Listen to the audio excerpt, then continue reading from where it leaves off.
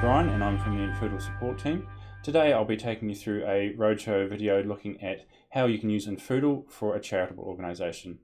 So we'll be looking at how you can process volunteers, and we'll be stepping our way through various processes that you might do as part of your day-to-day operations.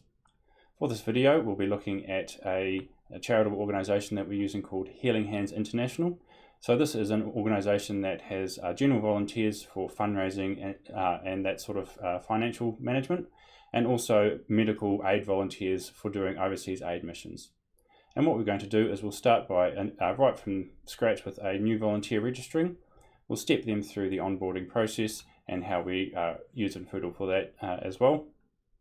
Then we'll carry on and we'll look at some day-to-day volunteer events, such as using rosters, using the Infoodle phone app, and some other things that a volunteer might do on their day-to-day work.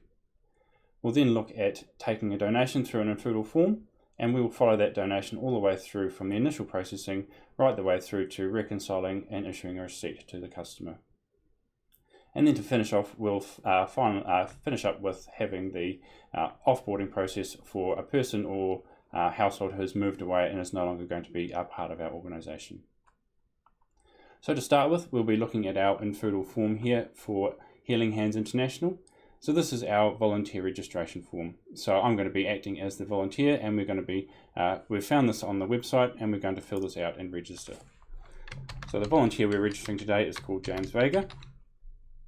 I'm just going to be using the Infoodle support email address just so that we can make sure our emails are actually sending properly and we can see how they look. So filling out the details here, and we'll add in a cell phone.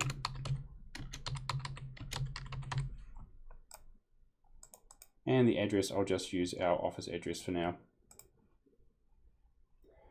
So you can see here we've got some general information, and we've just asked him to tell us a bit of a note about himself. This is capturing a note that they can introduce themselves to us. So we're going to go, "Hi, my name is James. I am an accountant and am looking to, if I can spell correctly, volunteer my services." So in this case we can see we've got a couple of options that they can select from. We have the general volunteer option, which is what James will be registering as today, or we have a medical or dental volunteer. So these relate to the two aspects of our organisation, one being the fundraising and management, and one being the overseas missions for our skilled volunteers. So we'll go to the next page here, and you can see we've got our general volunteer details, and we're asking for which areas. So in this case, James is going to be volunteering as finance admin and office admin. And we've given him an option to specify something not on our list.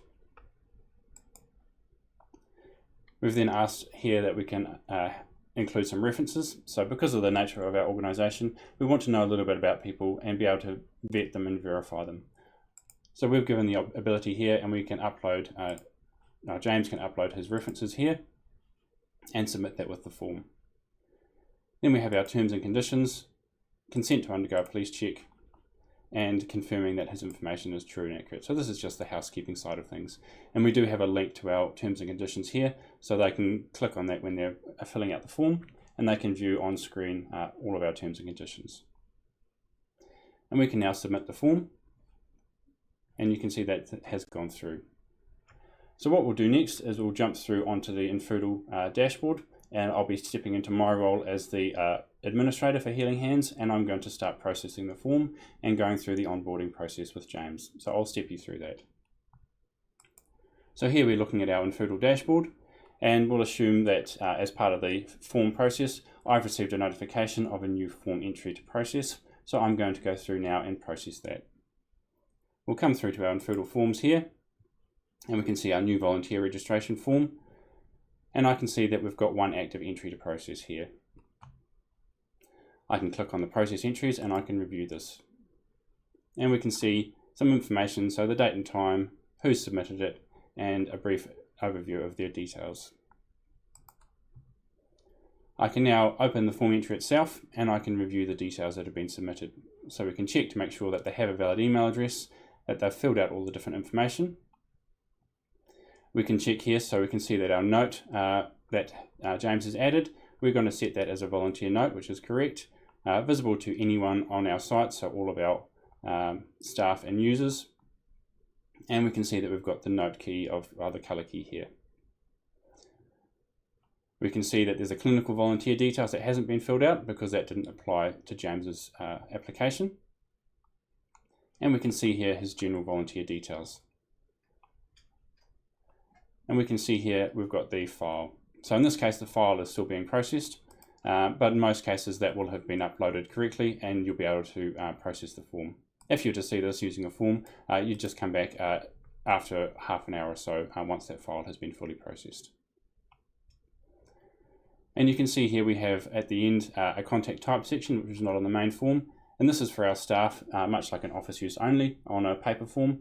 And this is for us to categorize. So we can see for new contacts, we're using the volunteer type. If we have an existing contact that this form is going to be matched to, then we can check to see if they're also a donor or some other capacity. So we can see here that there's no options suggested. So none of the information on our form here, if I come back up, none of these fields have found a match in our database. So we know that James is going to be a new contact. So I'll set him as a volunteer. And then I'll save that form. And we can now use Infoodle to create a person. So click on the create. And you can see now we also have the option to choose a workflow. So this is this orange box here. And we have our volunteer onboarding. This is a workflow that we've set up to help automate the process and carry out a number of tasks. I can now approve this form. And we've gone back to our form entries page. If I need to come back and review that at any point, I can simply filter back to the approved entries. And we can see these are our form submissions that have come through.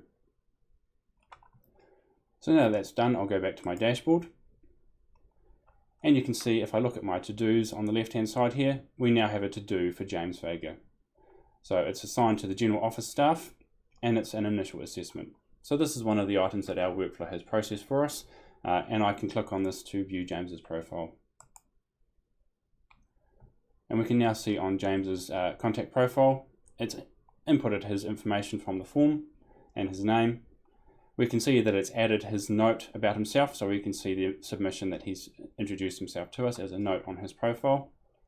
And we can see the to-do item here. So in this case, we're wanting to assess his application and book his appointment.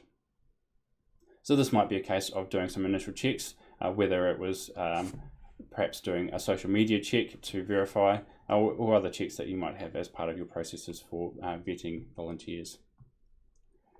I can come to the volunteer information tab that we've got set up here, and I can see that we have the volunteer areas set, finance and office administration. I can edit this and I can set his volunteer status to an expression of interest. And that's our volunteer onboarding workflow popping up again. And I can come to the groups tab here, and I can see that as part of our onboarding process, we have a group that is an expression of interest. So we can see that James has been added to that group correctly. I can also check the email history tab, and we can see that the thanks for registering to volunteer email has been sent, and we can see when that was sent on. And if I wanted to view the email, I can use the view button, and we can preview the email. So this is our form response email that's automatically sent out when James submitted the form to us. And we can see he's had the information pack here. We've got the interview alert, so we're going to book an interview with him. And we have a link here to the police vet form, so he can download the form and bring that with him so that we can carry out a police check as part of our onboarding process. So now what we'll do is we're ready to book in that appointment. So I'm going to give James a call. I can see we've got his number here, so I will dial the number. And in this case, perhaps that we've rung him and he hasn't answered the phone. So we need to make a note that we have actually made contact, but that there's no response. So to do that, I'm going to add a note. I click on the add note here, and it defaults to today's date. And because we're still part of the onboarding process, I'm going to set this as a volunteer details note for the note type. I could also use phone call if I wanted to, but because we're onboarding, we'll keep the volunteer details here. I can see the color key, and option 3 is our volunteer details in the purple color. We're adding this note just for James himself, so we'll add that there, and we'll say call James on Thursday. No answer, so left a voice message. I can also specify who that's going to be visible to. So you can see at the moment this note is set to be visible to the staff group. So this is one of our Onboarding groups for managing our own staff, and all of our staff users will now be able to see this note. I could restrict it further to just myself, or make it available to anyone who can see notes. But we'll use this grouping for now, and I'll save that. So you can see, coming back to James's profile, we've got our note there. We can see who it was submitted by, myself in this case, and when I added it. So we've got the record there of I have attempted to call and we've had no answer. So the next thing is we might have James has given us a call back. So we're going to go ahead and book the appointment. So I've got James's profile up in front of me so I can see his details. And as part of the phone call, I'm going to check the calendar. So I'm going to open a new tab and come back to the dashboard.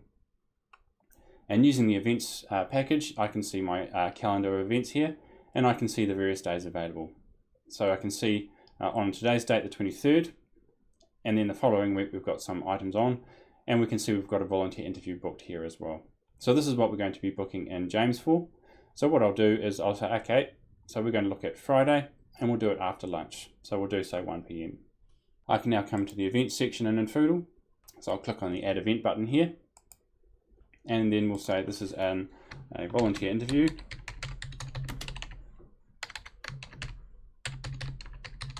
with James Pager. And you can see we have our event color key here for the calendar. So we'll set this as the volunteer interviews, and we'll make this as a confirmed event because we're on the phone with James at the moment.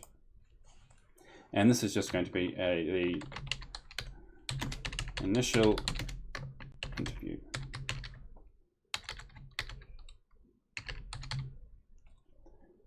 I can set up the date here. So the date of the event is going to be on Friday the 31st. And we're going to make this for 1 p.m. And the interview is going to go for perhaps half an hour to 45 minutes.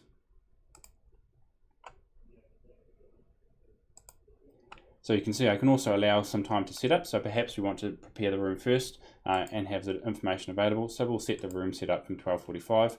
Once we're finished, we don't need any additional time. So that will be at the end of the interview. I can then specify the location, and this is going to be in our conference and interview room. And I can check here to make sure that that is available. And we can see that there's no clashes on that day or that time slot. Our people involved, so this is who the event relates to, and you can see it's automatically added myself as the responsible person, and I'm going to add an attendee. So we're going to add James here.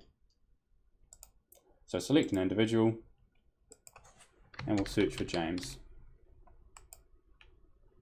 We can see he's been added, and we'll use that. And that's all the information I need for the appointment booking, so I can now save that event. And if I come back to my dashboard, we can see that that's now added to our calendar there as well. So now that that's been done, we'll finish processing James' application. So we've finished the phone call, and I'll do my final follow-up. So what we're going to do is we're going to add James to a group. And in this case, we're looking for our interview booked. So we can see interview booked group, and we've got the option here to trigger our workflow. So this is the second part of our onboarding. So I'll trigger that. If I refresh the page here and come to our groups page, you'll see that now our workflow has moved James from out of our initial group. And if I come to volunteer info, we can then set his status as pending. So this is an interview in progress. So now that we've done everything as part of our appointment booking, I can now complete this to do. So I can click on complete here, and it's given me the option for a note. So I'll put in here, interview booked for 30th December at 1 p.m. And I'll make this visible to our staff group as well. So you can see now we've had our to-do completed. If I refresh that page, you can see that it's been completed and we've got who completed and what our completion note was. So we're all ready to go for our interview. If we skip ahead now to the 30th, and we're going to invite James in for our interview, and as part of that process we're going to go through some general questions. So we might ask if he has an emergency contact, and in this case we're going to then add in some information to his profile and also add in an emergency contact person for him. So first of all, he's given us our police check, and we're going to upload that form. So we'll come to the Files tab. You can see we've got our Volunteer Files folder, and I can add a file to that. So he's emailed this through to us, and we've got that on file, and we're going to upload that and attach it to his profile. And you can see this is visible and accessible to the staff team. So we can come back and access that if we need to for reference. We're also going to add his wife as a contact to his household. So I can do that from his page here. We come down to the household section, and I'm going to add a new member. So we're going to add his wife Ashley, and we'll capture her email address as well. We don't need any further information at this point from her, and we don't need to trigger our workflow. So we can see the workflow is available, but we're going to ignore that because Ashley's not a volunteer, she's just a contact record. So if we need to communicate with her, we have her details. We can see that Ashley is now included in James's household, and we can see that while James is a volunteer type, Ashley is not. And I can add a connection as well so that we understand the relationship between the two. So we'll come to the add connection for Ashley, and we'll connect her back to James by searching for him by name. And then we can specify what connection we're setting up. So in this case, we've got a couple of lists. So there's an organization relationship list and a family list. So we're going to add Ashley as the wife, and James we're going to add as the husband. And we'll save that information. So that way when we communicate with either of them, we know how they relate to each other. I can then come back to James's profile, and we can see that the connection has been set up in two directions. So he's also registered that connection as a husband to his wife Ashley. Now that that's all been done, so the interview's been completed and we're happy with that, we can then go through and the application's ready for the final review step. So the admin team will review all the details and then come back to make a decision. So we'll come back to our groups tab here, and we'll add him to a new group. And you can see in our application group, awaiting final review. And again, we've got our workflow to trigger. If I refresh the page, we'll see that the workflow has now added a to-do. So it's a review application and police check, and it's to be completed by the admin team. So this is the final step in the onboarding process. And as I'm an admin myself, I know that, okay, we've done the review, we're happy with that, and I can complete this. So we'll complete set this visible to the all staff group, and we'll say application reviewed and approved. And then the final part of our onboarding is that we'll set James as an active volunteer. So we'll go back and add him to a group and come down here. So we've got our volunteers team. So we're going to add him as a general volunteer because that's what he was registering as. And we're also going to add him to our applications approved group. And you can see that triggers the final step of our onboarding workflow. If I then come back to our volunteer information tab, you can see that our workflow has now set his volunteer status as active, and it's set his volunteer start date to today's date, which is the 23rd of December. I'll also add in his police check date. So we'll say that was completed a couple of days ago, and we'll save that information. So James is all set up and he's ready to go. So that's our general volunteer, and we're happy we can interact with James, and we can bring him in to do some admin stuff, or perhaps some collections and other things for us for fundraising events. And now we might go to the case of having a medical volunteer. So we'll have a person applying to go on an overseas aid mission. So we'll come back to our new volunteer registration form. And in this case, we're going to fill out the medical side. So we'll use Ashley Vega. So James's wife is actually a nurse, and she's going to take a leaf out of her husband's book, and she's going to volunteer with us. And we'll use that same address here. And a brief note. And she's interested overseas aid missions. So she's going to go as a medical volunteer. So you can see we've got a slightly different set to the form now. So we have the clinical details. And in this case, we've got a list. So we've got a set of volunteers that we're interested in for clinical purposes. So Ashley's going to be a registered nurse. And we've got a clause here that we need to do a professional assessment, because obviously when you're dealing with medical, we need to make sure that they are appropriately certified and vetted. So we'll agree to that one there. And also, if she wanted to also be part of our junior volunteer team, perhaps in fundraising, we give them the option to also register as a junior volunteer. In this case, she's quite busy with her job, so she's going to go just with medical. And then again, we've got our file submission. So we'll upload her references and agree to the terms and conditions. Come back to my dashboard and we'll process that form. So we come to our forms page and we can see we have our new volunteer registration. And I'll quickly skip through processing Ashley. So much like we did with James. So you can see there's no general volunteer information here. And we have her file there. And we're going to add her. So we can see Ashley's already in our system. And I also know that Ashley is an existing person, but she's not a donor. So we're going to add her just as a volunteer. I can then assign this form to our existing person. And we'll trigger our volunteer onboarding workflow again. So for this example, I'm just going to skip through with Ashley straight to the approval step. Because for medical volunteers or for general, the steps are just the same. So we'll just go through and we'll add her directly to our approved group, and we'll trigger that last step of the workflow. And because she's a medical staff, we're going to add her to our clinical team. So the clinical team is what we use for our medical notes and any information in medical emails. So this is a set of groups that we've got for permissions. So we're going to add her to the nursing team. And then also coming down, she is one of our medical volunteers. So that's all been done. And now what we're going to do is, as an admin, I'm planning a new aid mission to Uganda. So we've set up some information and we're now going to put out a call to volunteers. So to do that, I'm going to look for, in this case, we're doing a medical aid mission for vaccinations and general support for medical clinics in Uganda. So we only need our medical volunteers for this. So whether it's a doctor or a nurse, anyone who is willing to invest their time, we want to reach out to. In order to do that, I'm going to run a report. So we'll go to our report screen here, and we're going to create a report for people. The criteria for this report is that we're going to come through and we're going to search for a particular group.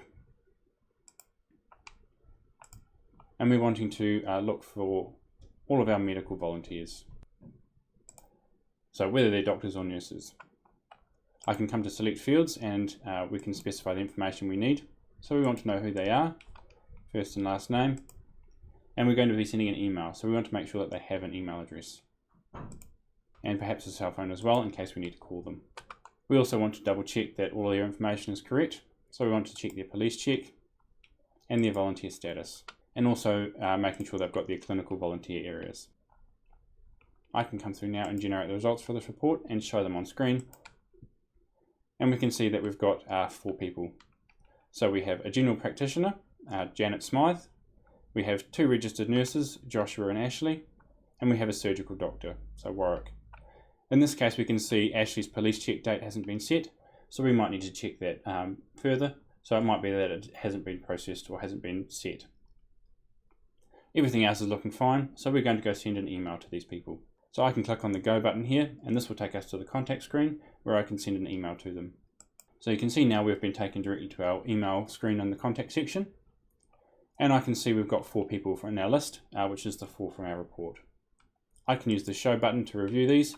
And we can see in this case, Dr. Janet Smythe and Joshua Smythe have the same email.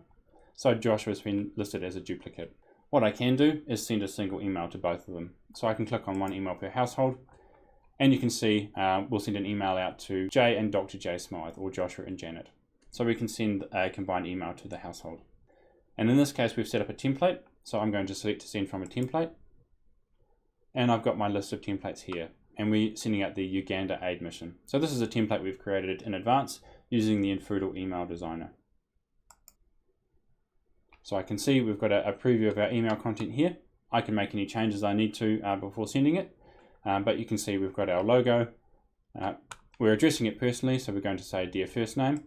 In this case, because we're using a household, I might change this. So we'll update that quickly, and we'll use our merge tags and person, and we want to send it to a combined name. So in this case, it will send out Dear Ashley, or for Joshua and Janet, it will say Dear Joshua and Janet. It's going to insert my email signature here.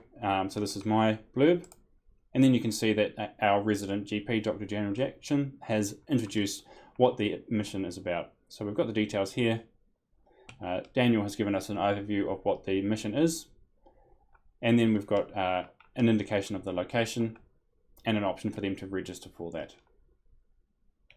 We also have our unsubscribe block here, so unsubscribe and email preferences, so that people can unsubscribe or update their email preferences when they receive this email if they don't want to receive this sort of communication. So everything there is looking quite good. I'm just going to update the send from, so I'm going to send this from the organization on behalf of. So I'm going to click on from here and update the settings. So this is going to be from Healing Hands International. And I don't want to send it from my email address here, so we're going to send it to the mission from the missions at Healing Hands email, and I'll save that. And I want replies to come directly to my Infoodle inbox, so that when a reply comes in, we can see that on a person's contact profile. I can see that the signature has been set, which is the missions administrator, and we're using our mail type missions campaigns. So this relates to our email preferences, so a person can use the link here to unsubscribe from our mission campaign emails if they don't wish to receive them. I can schedule that email to be sent, so we might be sending this on the 1st of January, or perhaps we're going to wait until after Christmas, and we'll send that out on the 29th. I can send a test email to myself, or I can schedule that email to be sent, or send it out immediately if need be. So we'll send that out. And you can see 3 emails are queued, and that's all done. Okay, so I've sent the email out. I can, if I want to, check to make sure that's gone through. So we'll look at our person Ashley Vega, because we need to correct her profile with that missing information. So that was one that I forgot to do in my interview, so I'll fix that. So we'll come through and we'll go to her volunteer info tab, and we'll make sure her police check date was set. So we did that, say on the 24th. If I come to the history tab here, we can see that our Uganda Aid Mission email is showing, and if Ashley was to reply to that, we'll see her reply come back through, and I'll get a notification in my Infoodle inbox. So I'll see the notification appear here, and I can come to the contact section and inbox, and I can view those replies there. So I can do all of my email communication through Infoodle if need be. And now that that's been done, what we're going to do is we're going to step into the shoes of Ashley. So Ashley has seen our email, and she's interested in volunteering, and she's going to submit a form. So we'll quickly go to our Overseas Missions registration form here, and this is what Ashley's presented with when she clicks the link. So it's a very simple form in this case. It's more just capturing intent to volunteer. So fill in Ashley's details. So this is just a very simple form. All of the rest of the admin we're going to cover as part of the process. This is just capturing the information that they want to participate. And then when I go through and process the form, so as the admin in charge of the mission, I'm also processing this form here. Yep, that's all good to go, and we can see it's matched on email address and first and last name. We'll assign this entry to Ashley, and we're going to approve that. Then what I'm going to do is I'm going to add Ashley to the appropriate group. So we'll come to the group screen here, and you can see we've got our onboarding processes that we stepped people through earlier in the video.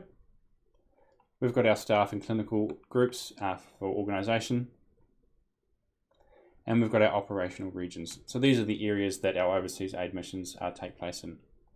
So this is the Uganda mission. So what I'm going to do is we're going to add Ashley as an active volunteer there. So I'm going to add member and search.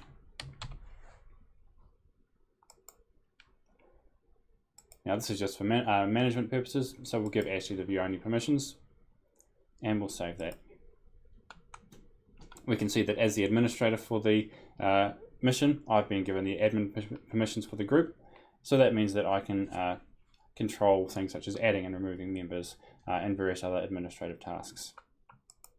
If I needed to send an update just to this list of volunteers, I can do so from the group page here by clicking the functions and clicking the contact group. So that's all good to go. We're now going to set up the roster and the event. We'll come back to the Infoodle events page here and scroll down to the end of the month. We can see our medical mission to Uganda is set here. So I'm going to check the details of the event, make sure it's correct. And because it's a repeating event, I'm going to edit the entire series. So if I make any changes, it's going to update every day of the event. So we can see it's been confirmed. Checking the dates. So first day is the end of 29th of January, right through for a month till the 27th of February.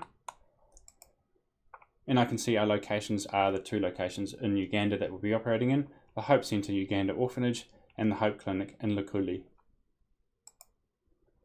I can see that I'm the responsible person.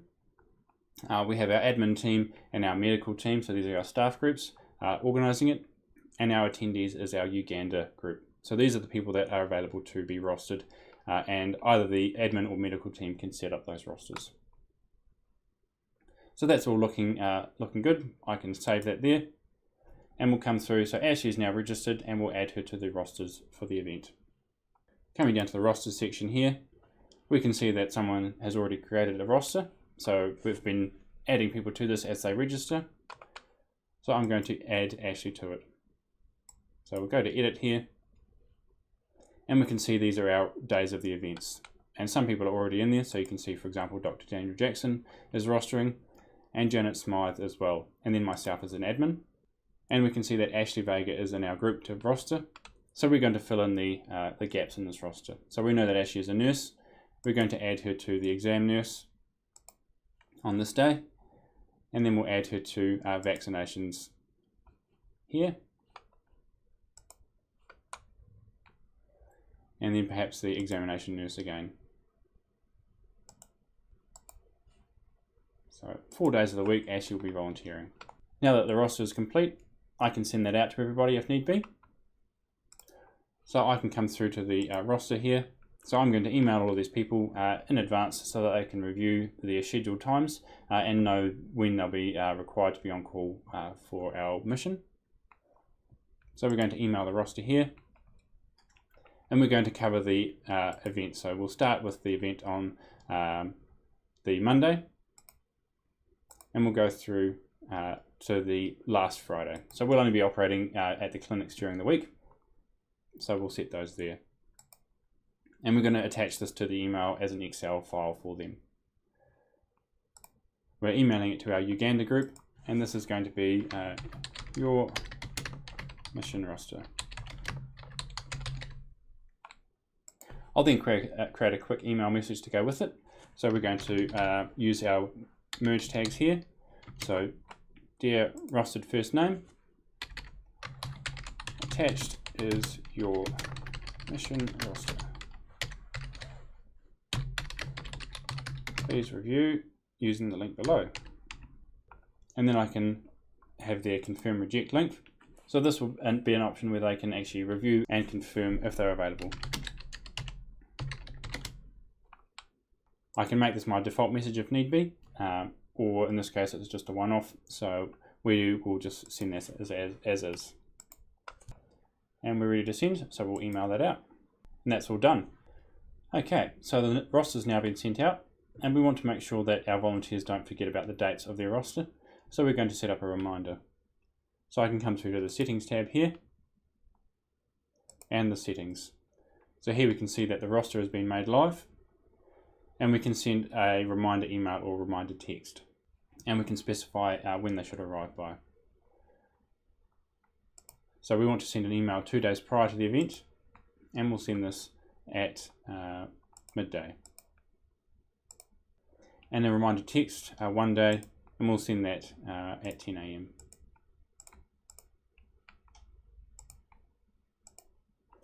I can then set these up here.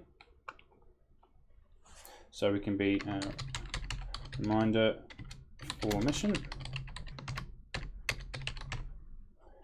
There we are, good to go. So that's set up. So that will be sent out 2 days prior to the first roster.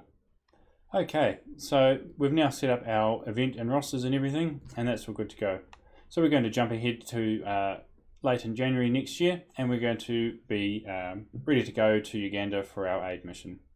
So I've walked out of the house, I've got all my bags packed, and I realised that I'm carpooling with Dr. Daniel Jackson, and I need to give him a call to find out where to pick him up from. So what I'm going to do is I'm going to use the Infoodle mobile app, and then I can find his details and give him a quick call. So we're going to jump now to the phone app. So I'll open my phone, grab my phone, and we'll open the app. Okay, so we've got our Infoodle mobile app open and the Healing Hands International site. So I'm going to use the Infoodle directory. So I'll tap on the directory and I can search for Daniel to find his details. So I type in Daniel there in the search box, give it a moment, and we can see these are the people found, and we'll click on Daniel Jackson. So I can see here we've got his work and his mobile number. So I'll tap on his mobile number and we'll give him a quick call. So you can see I also have the option of either calling, texting, or copying the number if I needed to, say perhaps I was sending it to a colleague to give him a call. So we'll click on call. It's gone to now our phone's calling app, and I can give him a ring. Okay, so now that we've called Daniel and he said he's just at home, so I can pick him up from there. And I know that his home address is the one that's listed on screen, so I can tap on his 1057 Papamar Beach Road. And you can see that it's gone straight to Google Maps. So I can now click on net directions and I can navigate myself directly to Daniel's house. So this is one of the great features of our Infoodle mobile app, is that it does tie in with other things such as your device's phone and text capabilities. If you're sending emails, it will use your device's email program such as Gmail or the Apple Mail. And it will also tie in with Google Maps as well. So now that we've arrived in Uganda, I'll go back to the main screen on the app. So if we imagine that I've got up on the morning and I want to check my roster for the coming week. So I can see, okay, oh, we're good to go. I'll click on the Your Roster button, which we've set up. And then this will display the items that I'm rostered on for. So you can see here we've got 30th of January through to the 4th of Feb. We've got these rostered days. So this is my initial first week. And I could have confirmed or declined. So if we say that I've confirmed to this one. So this might be something that I did in advance when the roster was set through, or the other volunteers as well. I can view the details about any of these. So if we look at the 30th of January, I can click on the view button and I can view the full details there. So I can see that I'm rostered on administration, and I'm rostered with Dr. Daniel Jackson, Dr. Janet Smythe, and Ashley Vega. So the 4 of us will be working on that day. Okay, so we've got all that information there. It might be that perhaps Ashley forgot to mention that she has an allergy. And she mentioned that while we were in the airport we were discussing. So I might also quickly go to Ashley Vega. So I'll use the directory to search Ashley Vega. And you can see we've found her profile there. So I'm just going to add a quick note to her profile. So I'll tap on the Notes tab there, and I'll tap on Add a New Note.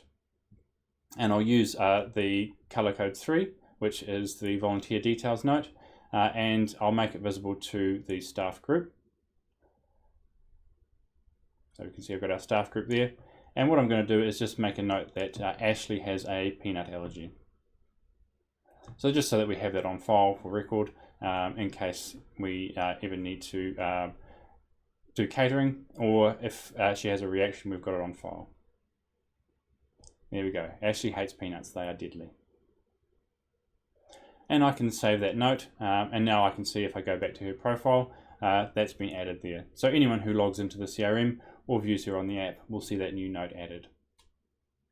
I could also quickly review her volunteer information. So I can click on the Data tab and I can click on the More Tabs option, and we can click on Volunteer Info.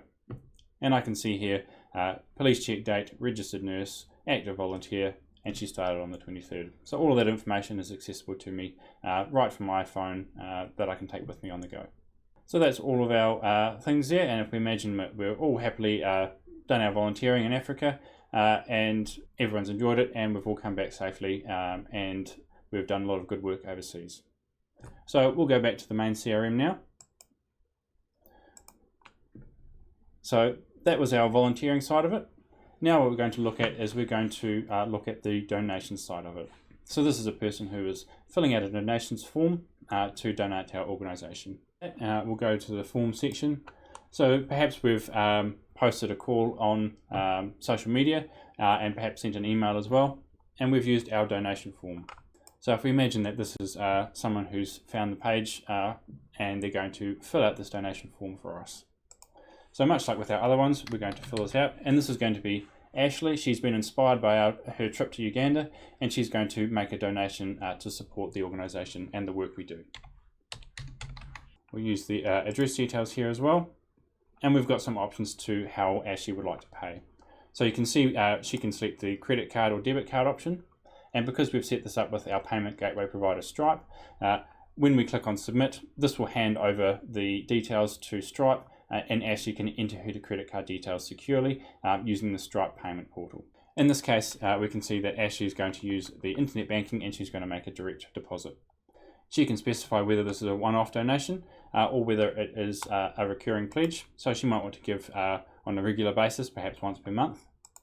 But in this case, she's just going to go to a one-off $50 donation, and she can submit that form now. So on the forms page, I can see that there's a new submission on our website donation form, and I can review that entry. So we can see when it was submitted, and we can see that $50 has been pledged. So I can review the form details, and you can see, again, we've matched to Ashley, just like with the volunteer registration, because she is in the database. I can review all the details here. I can see the account code that it's come through, so general donations. If you're using Xero and you have the Xero tracking categories, we've got our 2 Xero tracking categories, country and recipients. So I can select any of these as well if need be. So I can specify these on the form. In this case, the general donations is fine. And we're going to assign that to Ashley. We don't need to trigger our workflow, so I'll approve the form. You can see that with the donation form, we can now see that the form has been assigned to Ashley.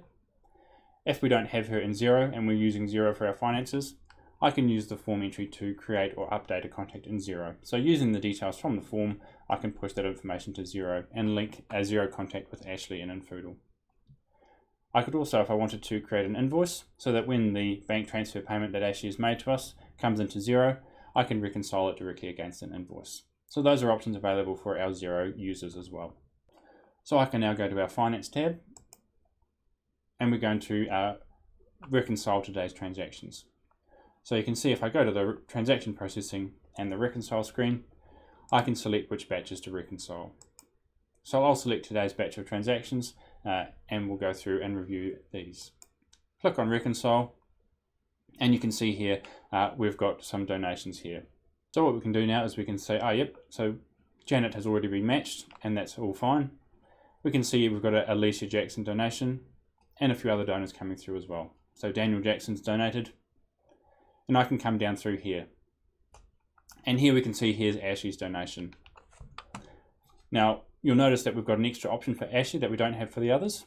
So this relates to her form that she submitted. So we can see that the donation amount is $50, and there's a form entry which currently hasn't been linked to a payment.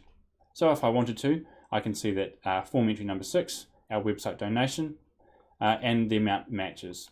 So I can click on pay, and that will reconcile the transaction and also mark the form as paid.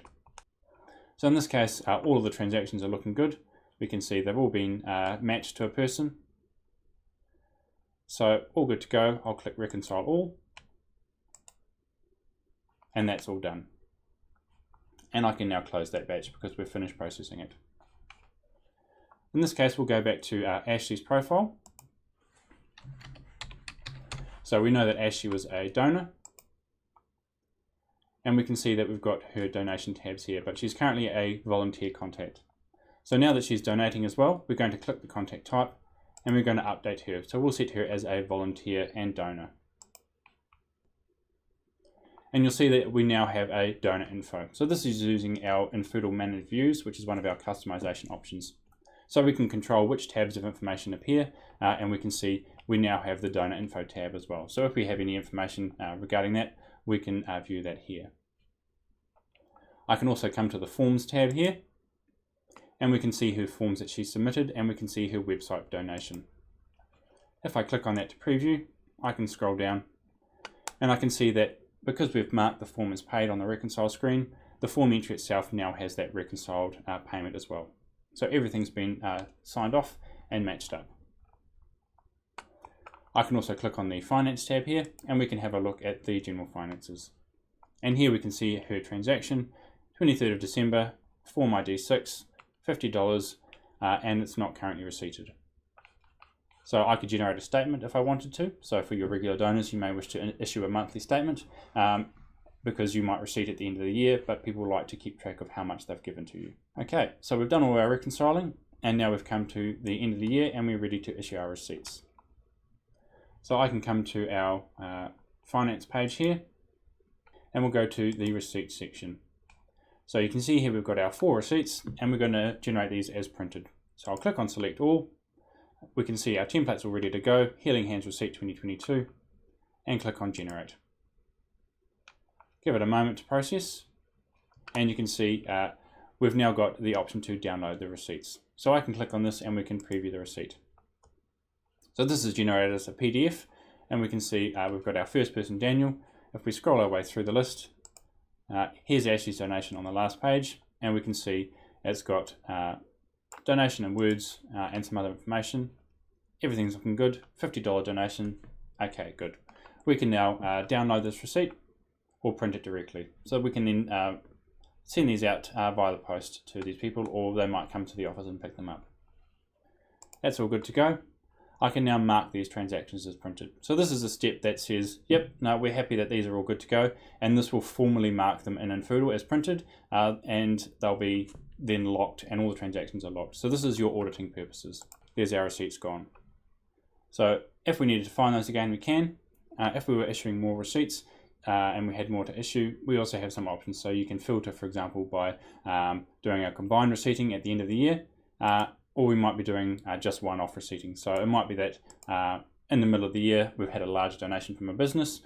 We don't want to include our end-of-year tax receipts, untick combined, and just use one-off. We can also update templates using maintain templates and use the other filters here. So it might be that Ashley's also said, hey, can you email me a copy of my receipt? So we can go to our printed receipts here, and we can see filtered by the list, and we've got our receipt for Ashley here. So we can see some details. It was printed on the 23rd, and I can click on the actions tab here. I've got the option to immediately send by email if I wanted to. I can also view the transactions, view the activity, so we can see it was generated on the 23rd, view the receipt itself, or save it to my computer. So in this case, Ashley's just asked us to email it to her, and we can see we've got her details there. I can click on send by email, specify which email address to send it to, so that's correct, and select a template. So this is the template that will go along with the email. And we can see we have a tax receipt email template ready to go, and click on send. So that email is now being queued, sending out to Ashley with the receipt attached. If we come back to Ashley's profile, we'll look at the history tab, and we can see there's her tax receipt email. That's all gone fine.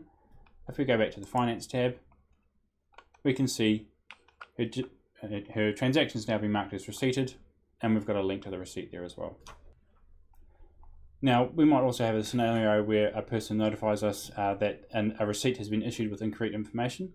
So in this case, Ashley's given us a call, and she said that actually for tax purposes, her receipt needs to be issued under her maiden name, not her married name. So I can come back to her profile here. We can click on edit, and we'll quickly update her name there. So we can correct that there.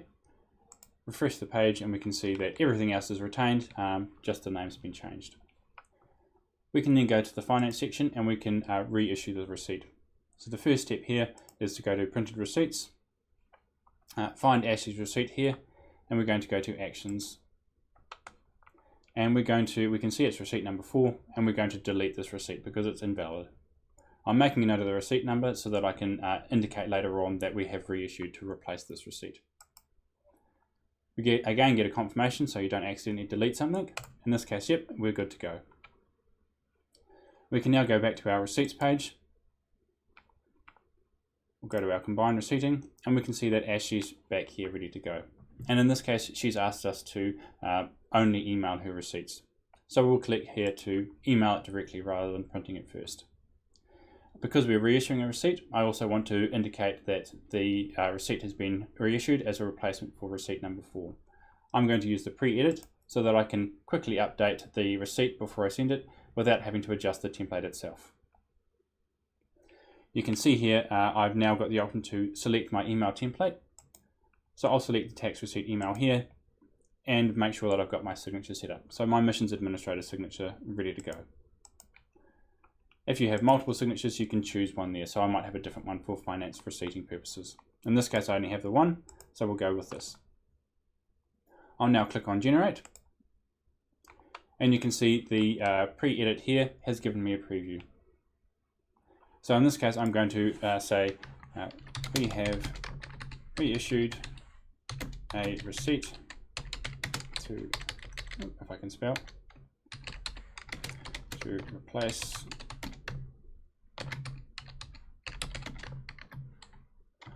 so giving her the original receipt number and say this has now been voided.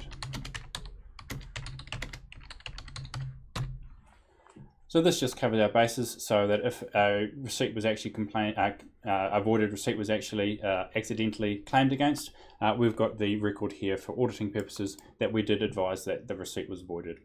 So we've voided the original receipt, sending out the new one, and we can see it's, if we come down here, tax receipt number 5, and save.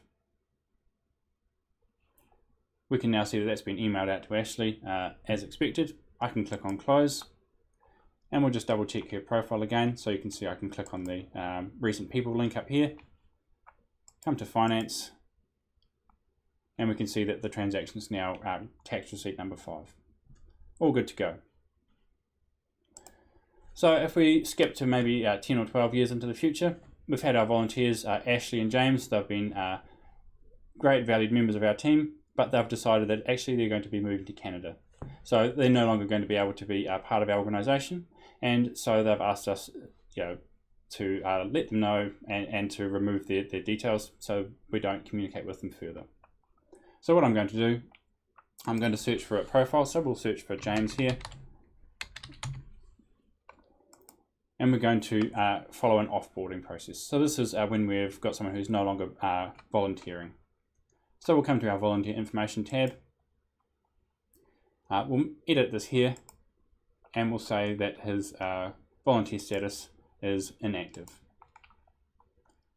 Save that there, and I can see we've got a volunteer offboarding workflow, which we'll run. If I refresh the page, we can see that the volunteer workflow has automatically pre-filled his volunteer finish date as today's date. So the date we were notified, we've made him inactive as a volunteer. If I also go to the groups tab, we can see that all of the volunteer groups that James was part of, he's no longer part of. So we won't accidentally be sending him out email communications regarding missions or other information. It may also be that they don't want to donate and they're no longer going to be part of our organisation at all. So we can archive them. So what we're going to do here is we're going to archive James. So that will keep him in the database, but put him behind a curtain. So we can still go back and retrieve his Ashley's details if need be, but they won't appear in our day-to-day searching. We won't be able to send emails to them, and they won't appear in our groups or anything like that. Okay, so now that we've archived Ashley and James, we've followed our volunteers right through their lifespan. So we've covered off new volunteers coming on board, some day-to-day actions with our volunteers, also interacting with our donors and processing donations. So all of the things that you might need to do as a charity. Now, there are multiple more things that you can do in Infoodle. We've only covered a few things, and it is something that you can fully customize with your own fields and your own formats and reports. So we are fully customizable software. I hope you've enjoyed the video today.